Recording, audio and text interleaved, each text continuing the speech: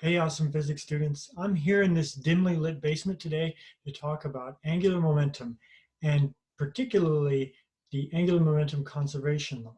So what we have here is a circular saw. It's actually a miter saw. When I turn on the power, you'll see that it's actually rotating this way, right?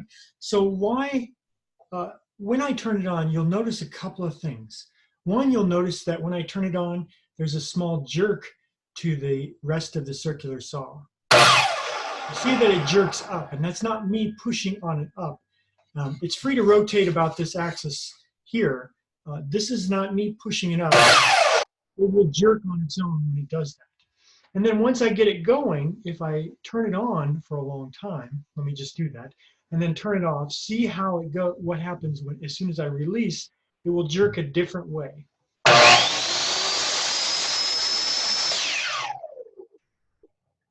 Hopefully you saw it jerk down when I released the power. That, how do we explain why that does in terms of basic physics? What you're seeing here is conservation of angular momentum. Okay, so let's go ahead and talk about this uh, in a more academic setting, right? So we're talking about angular momentum today. Uh, some of the other applications of this, let me just give you some of these applications before we get started, are, of course, you see things like this with athletes, in particular Winter Olympics, where they can rotate without friction. This figure skater is rotating in midair, and notice what she's doing when she's in midair and she wants to have a very large rotation rate or a very high omega. She pulls her mass close to her body. And then when she wants to land, so this is what's happening right here. When she lands, look at what she does with the distribution of mass around the axis of rotation. She's putting her arms far from her axis of rotation so that the mass is distributed far from the axis of rotation. So think about what that does, what effect that has. You also see this with divers. When divers are diving in the air, you'll see them go into, when they want to have a very large rotation rate, they'll go into what they call a tuck. There's other positions like a pike. And what they're doing is they're changing the way their mass is distributed around the axis of rotation. So we're going to talk about how that works today. A few other things that we want to talk about. One of them is how do satellites point in midair, right? They're up in space, they're rotating, they're orbiting the Earth, and they're pointing either down at the Earth to find if it's a satellite that's pointing down at the Earth, or it could be, this is the Hubble Space Telescope. It might be pointing to other objects in space, stars, and trying to find planets around other stars or things like that. How does it aim? Well, it uses a thing called reaction wheels. And so these reaction wheels will rotate around these axes here. And when those speed up or slow down, that allows this satellite to turn. So we'll talk in detail about that. One more really cool thing, and there are just so many applications here, that's why I'm getting so excited about this, is here's a picture of the world record jump. This is back in the early part of the 2010s. Hot Wheels truck jumped really long distance. And he talks in this, there's a video, and I'll put a link in the video on the website. He talks in detail about how he's able to control the car in midair.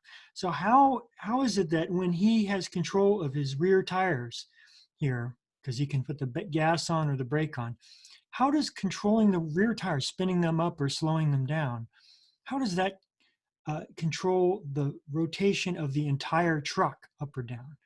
Well, what's behind all of these things is conservation of angular momentum. So let's get into some of the details of this, and then we'll come back to these examples. So we're going to develop these things just like we did using analogies with linear quantities. So again, I have linear and rotational compared directly. So let's talk about regular linear momentum is mass times velocity, and it gets its vectorness the momentum gets its vector direction from the direction of the velocity. Similarly, we can create an object called angular momentum. And angular momentum, we use the symbol L, and that is a vector. And that gets its vectorness from the direction of the angular velocity, omega, but we still need to multiply it by the angular equivalent of inertia. And of course, that's moment of inertia. So that's going to be I omega. Okay, we had a relationship between the net force and the rate, the net force being the rate at which the momentum of an object changes. We're going to do a similar thing. The torque is the analog of force. It's the rotational version of force. And so the net torque is going to be the rate at which the angular momentum changes. Okay. Now, keep in mind, these have different units, so you can't add torque and force together. They are different. So this is a distinct situation from energy, where energy is, rotational energy and translational energy are all in joules. These things have, net force has units of newtons, torque has units of Newton meters, so you can't mix and match these two. Okay, I just want to be clear about that. Similarly, you can come up with a conservation law, and this is true when the external torque is 0, then the angular momentum, what you start with, will be equal to what you end with. Or in other words, angular momentum is constant or conserved. And that's just like the linear version of this. When there's no external forces, then linear momentum is conserved, or linear momentum is constant. Okay, so let's see some of these in action with some particular examples. So the classic example is a situation where you have a figure skater, and she's got her skate, and this is the ground, and she's rotating like this, and she's got her arms out and her leg out, and then she wants to increase her rotation rate. Well, in this case, we're treating the ice as frictionless. So the net external torque is going to be 0. So L initial is equal to L final. So in this case, L initial is going to be equal to her moment of inertia times her angular rotation rate. And so this is her angular rotation rate. Think of that as RPM, or how quickly she's going around. Then in a second later, what she'll do is she'll draw her arms in close to her body. She'll draw her leg in close to her body. And here's her skate. And then what happens is that you'll find is that her angular rotation rate will increase dramatically. Now, what is different about these two scenarios? In this first scenario, she has a very large moment of inertia and a reasonable angular rotation rate. But then when she draws all the mass close to the axis of rotation, that reduces the moment of inertia. And so since there's no external torques and angular momentum must be conserved, or it must be constant, something has to change. Something else has to change. She cannot just change her moment of inertia, reduce it, and everything else stay the same. So to compensate, the angular rotation rate will become very large, and so omega gets big when I gets very small. Okay, and so that's the idea here in these situations. So let's go back to some of these scenarios here. In this case, she launches into the air with a certain amount of angular momentum that's fixed.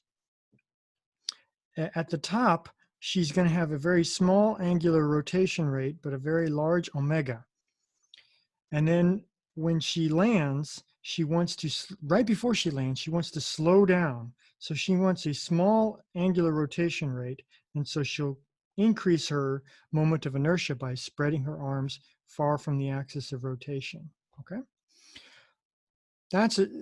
it's used by many athletes when they're doing some sort of exercise in the middle of the air. Similar to this, whenever a diver wants to rotate with a very large angular rotation rate, they'll typically try to get a very small moment of inertia so they can have a large angular rotation rate. So they want to turn around and around quickly. And then before they actually reach the water, they want to straighten out. And in this case, the moment of inertia is very large, and that reduces their rotation rate. Okay. Again, the principle here is that because there's no external torques, then the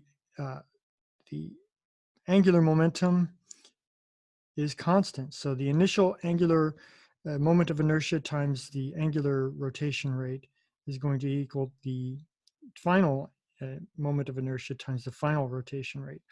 Now, what's different and interesting about this versus the force situation is that here in linear situations, mass cannot change.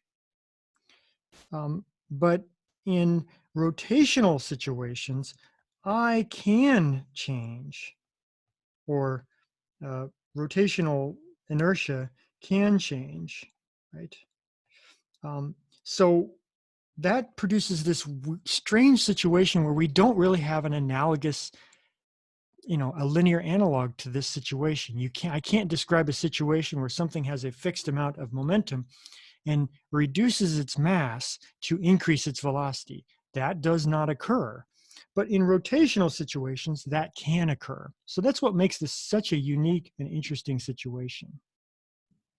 So let's talk about how space satellites can turn in mid-air without using any kind of propellant. Okay, they could produce, you could attach little rockets to this thing and shoot the rockets. The rockets could shoot gas out and cause this to rotate.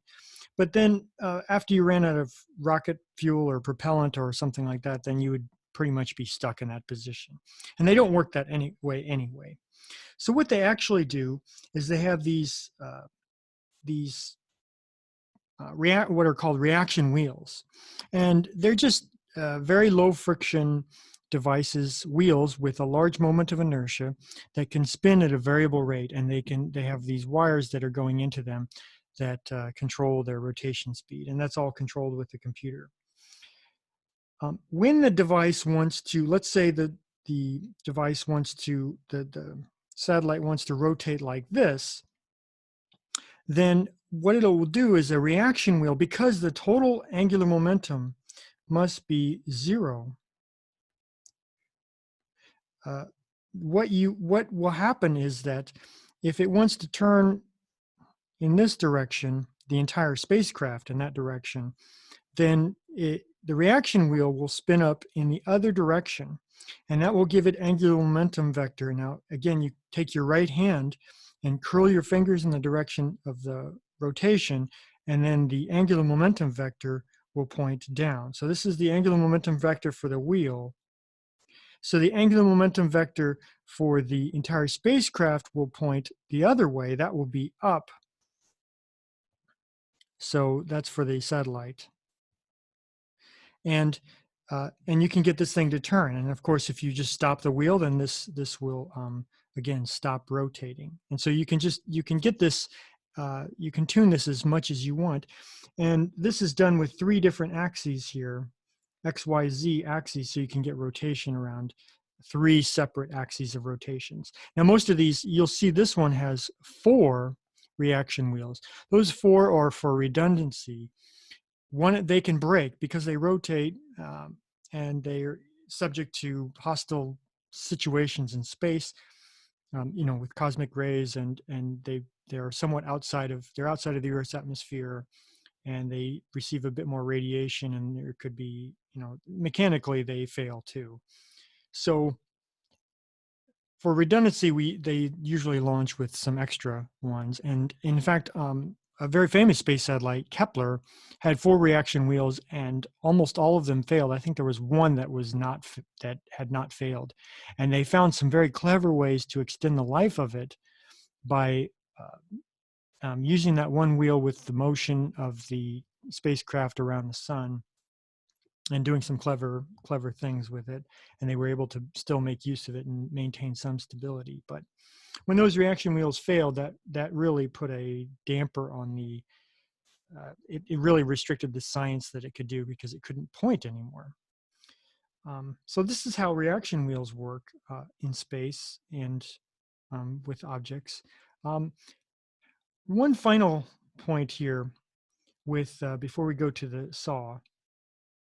Whenever this truck driver is in midair, they can control their rotation rate of the entire truck, right? So the entire truck can rotate up or down. You know, think of it just as the front end rotating up or down.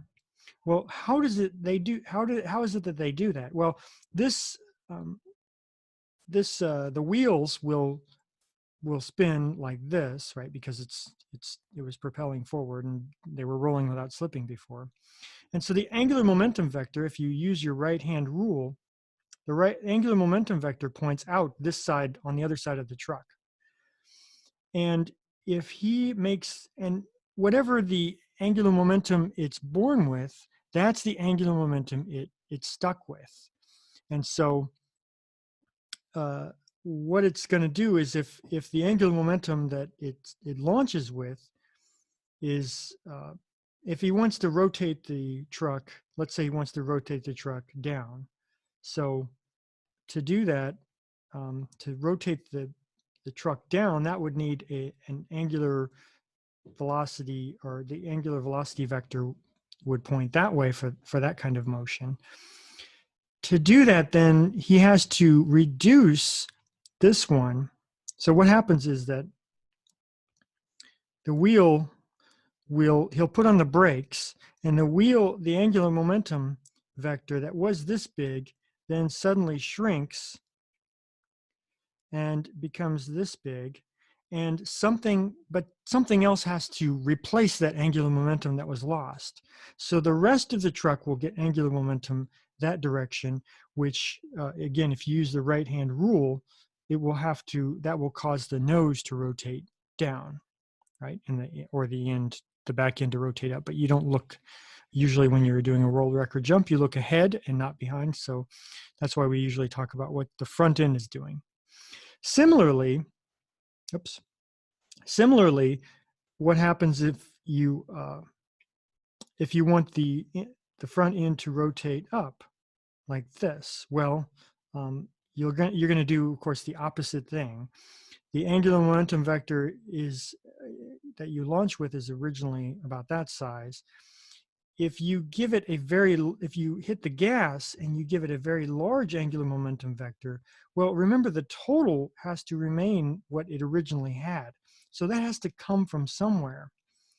Well, if the truck rotates backwards, that will give it an angular momentum vector that points out this way for the truck, right? So again, take your right hand, rotate your fingers in that direction, and your thumb points along that vector direction. So if you take this vector plus this vector, you will get this vector. That's the original vector that it launched with. Okay, so by doing this, hitting the gas or the brake, you can influence the rotation rate of the entire thing, because this thing is basically acting like a reaction wheel. All right. So what happens with the circular saw? The circular saw is free to rotate like this. And when I turn it on, which I'm not going to do right now, the wheel rotates like that. And so if you take your right hand and you rotate it in the direction that you curl your fingers in the direction it rotates, your thumb will point in this way. So that angular momentum vector points that way towards the back of the wall.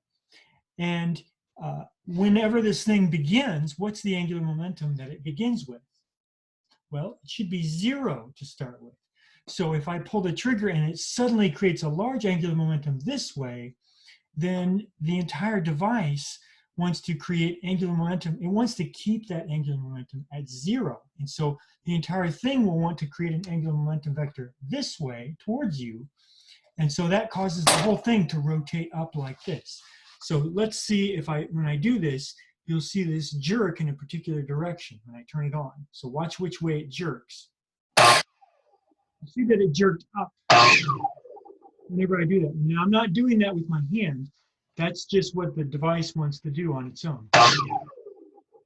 Um, the reason I first discovered this was I was cutting my kids, uh, I was helping my kids create Pinewood Derby cars. And so I was using a miter saw to cut sections out. And so I put the Pinewood Derby car in here and I was cutting and I just wanted to cut down to a certain depth and then stop and pull it back up. What I mistakenly did was I pull it down like this, I turned it on,